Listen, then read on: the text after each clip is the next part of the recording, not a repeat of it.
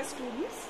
So today our topic is anterolateral compartment of the leg. Anterolateral compartment of the leg. Now for this we have to put incision. So for anterolateral compartment we will give 3 incisions.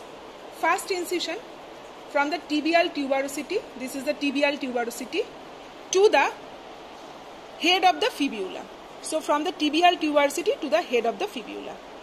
One transverse incision. Second incision, transverse incision from the medial malleolus to the lateral malleolus. This is the transverse incision. And third incision from the tibial tuberosity to the medial malleolus, one vertical incision. Okay, so 3 incisions are given. So one incision from the tibial tuberosity to the head of the fibula, transverse incision. Second incision from the medial malleolus to the lateral malleolus, this is also transverse incision.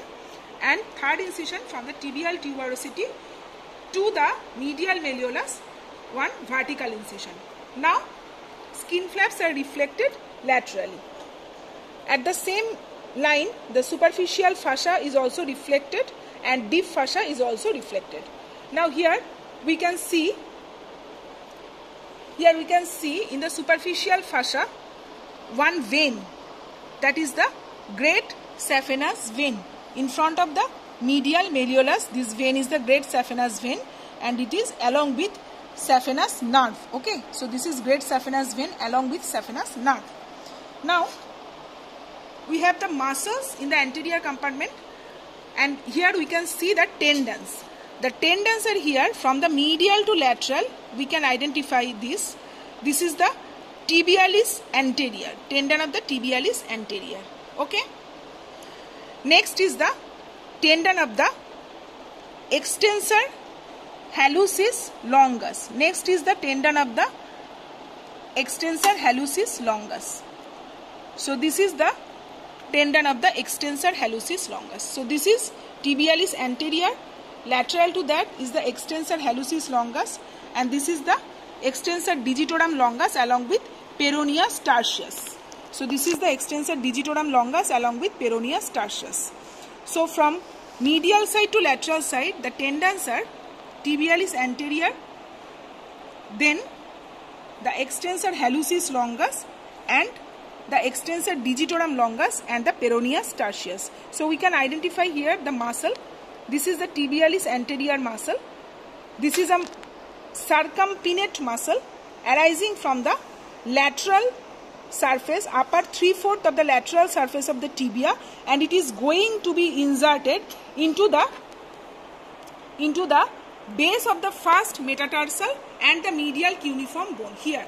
So base of the first metatarsal and the medial cuneiform bone. So this is tibialis anterior muscle.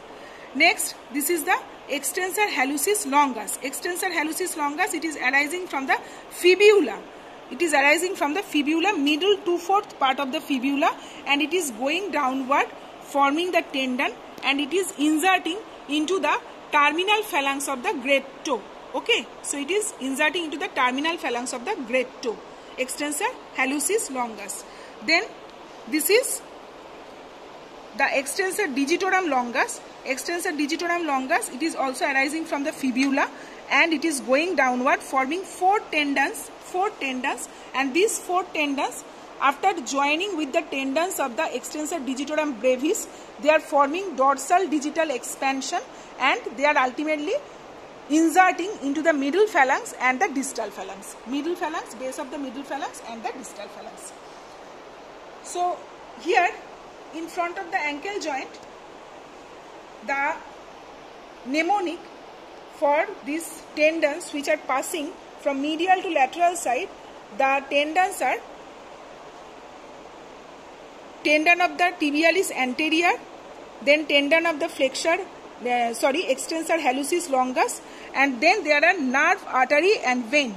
So this is the neurovascular bundle. This is the neurovascular bundle consisting of anterior tibial vessels, anterior tibial artery with vena comitatus and deep peroneal nerve. So nerve of the anterior compartment is the deep peroneal nerve.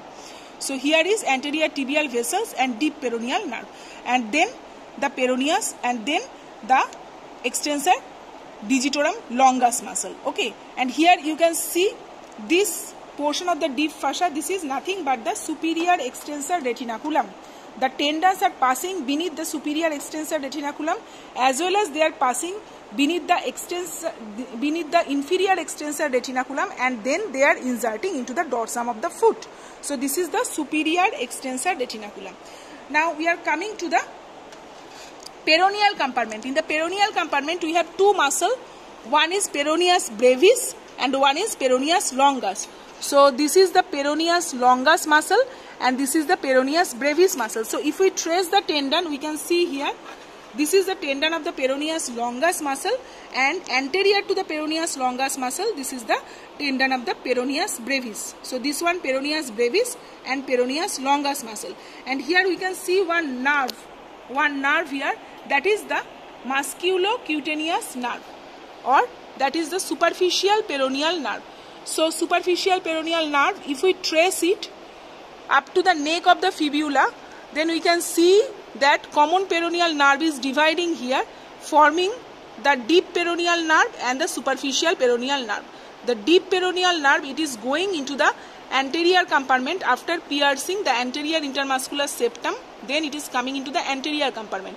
And superficial peroneal nerve, it is lying in the lateral compartment, then it pierces the peroneus brevis muscle and become cutaneous. So it is called the musculocutaneous nerve. Okay, so this is all about your anterolateral compartment of the leg. Thank you very much.